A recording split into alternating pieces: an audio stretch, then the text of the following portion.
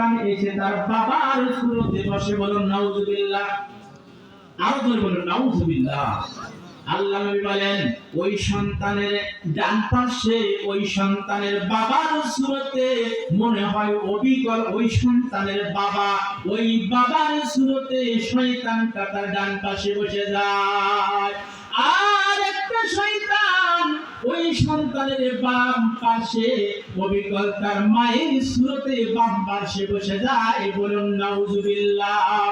ডান দিকের শয়তানটা যে বাবার সুরতে বসেছে, এই শয়তান ওই সন্তানকে ডেকে বলে, বাবারে, হে কলিজার টুকরা সন্তান, আজ থেকে তুই এই দুনিয়ার একজন অধিবাসী, আর আমি তোর বাবা। রে সন্তান, আমি তোর বাবা, আমি তোরে কামাই রোজগার করে খাওয়াবো, আমার পরিচয় তুই দুনিয়াতে বেঁচে থাকবে। রে সন্তান, আমি বাবা করে বলতেছি, আমি তোর বাবা, আমি পরামর্শ দিচ্ছি, সন্তান রে, আজ থেকে যখন তুই এই দুনিয়ার একজন অধিবাসী, এই দুনিয়াতে যত ধর্ম আছে সমস্ত ধর্মের মধ্যে ইহুদি ধর্ম সব চাইতে উচ্চ ধর্ম, উন্নত ধর্ম, উত্তম ধর্ম। অতএব দুনিয়াতে যতদিন চলবি ইহুদি ধর্মে তুই দীক্ষা নিয়ে চলবি। বলুন নাউজুবিল্লাহ। শয়তান বাবার মতো হয়ে বসছে, বুঝাই যাবে না যে বাবা না শয়তান। আর বাম দিকের শয়তান যে মায়ের সুরতে বসেছে, ওই শয়তান এই ছেলেকে ডেকে ডেকে বলবে, সন্তান রে, আমি তোর বাপ 10 মাস 10 দিন ধরে গর্ভে লাগলাম, তোরে প্রসব করতে কত কষ্ট হলো রে বাবা, এই 10টা মাস কষ্ট করে এ সন্তান আমি তোরে উৎপাদন করাবো, এই ছোট থেকে বড় হওয়া পর্যন্ত তোরে আমি লালন পালন করব। এ সন্তান, আমি তোর মা হয়ে তোরে পরামর্শ দেই, আজ থেকে তুই দুনিয়ার একজন মেহমান, এই দুনিয়ার একজন অধিবাসী। রে সন্তান, এই দুনিয়াতে যত ধর্ম আছে সমস্ত ধর্মের মধ্যে নাসারা ধর্ম সব থেকে উত্তম ধর্ম। অতএব দুনিয়াতে যতদিন চলবি নাসারা ধর্মে দীক্ষা নিয়ে চলবি। আমি তোর মা হয়ে তোরে আমি বলতেছি। বলুন নাউজুবিল্লাহ। ডান দিকের শয়তান ইহুদি ধর্মের দাওয়াত দেয়, বাম দিকের শয়তান মায়ের সুরতে বসে নাসারা ধর্মের দাওয়াত দেয়। এই সন্তান কচি সন্তান কোন ধর্মটা মানবে? বাবার কথা শুনবে না মার কথা শুনবে? বলুন কোনটা শুনবে? কেন? একজন বলছে, ভাই মুশকিলের মধ্যে কি আছে বল, যে যদি সত্য বলতে পারিস তাহলে কুকুরের গোশত খাবি, আর যদি মিথ্যা বলিস তাহলে বিড়ালের মাংস খাবি। আচ্ছা, কুকুরের মাংস কি ভালো? বিড়ালের মাংস? দুটোই খাওয়া। তাহলে এর জন্য মিথ্যা বললেও সমস্যা, সত্য বললেও সমস্যা। এই সন্তানের অবস্থা ঠিক সেই রকম হয়েছে। বাবা বলছে ইহুদি ধর্মে দীক্ষা নেবে, মা বলছে নাসারা ধর্ম দীক্ষা নেবে, কোনটাই তো নেওয়া হবে না। আল্লাহ নবী বলছেন, সাহাবীরা, এই পৃথিবীর বুকে যত ধর্ম আছে সাহাবীরা, তার মধ্যে সবচেয়ে নিকৃষ্ট এবং জঘন্যতম ধর্ম হলো ইহুদি ধর্ম।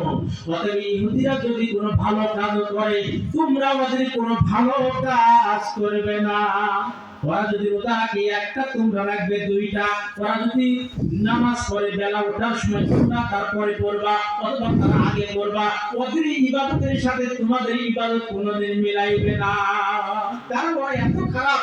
ওদের সাথে মিল করে কোন ইবাদত করলে ওরা তোমাদের ইবাদত দেখে নিজেরা আনন্দ পাবে। দেখতে দেখ মুসলমানরা আমরা ইহুদি যা করি তাই করতেছে, তোমার ইবাদত দেখে ওরা খুশি হবে, ওদের খুশি হওয়া কোনো কাজও করবে না।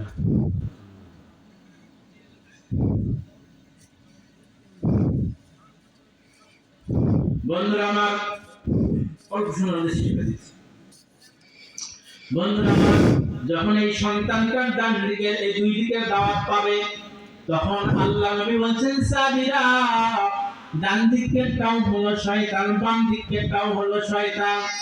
এই অবস্থায় যদি তোমরা আযান সন্তানের কানে শুনিয়ে দাও, তাহলে ওই জায়গাতে ওই শয়তান দুইটা ওখান থেকে পলায়ন করবে, ওই সন্তানকে আর কুমন্ত্রণা দিতে পারবে না। বলুন সুবহানাল্লাহ।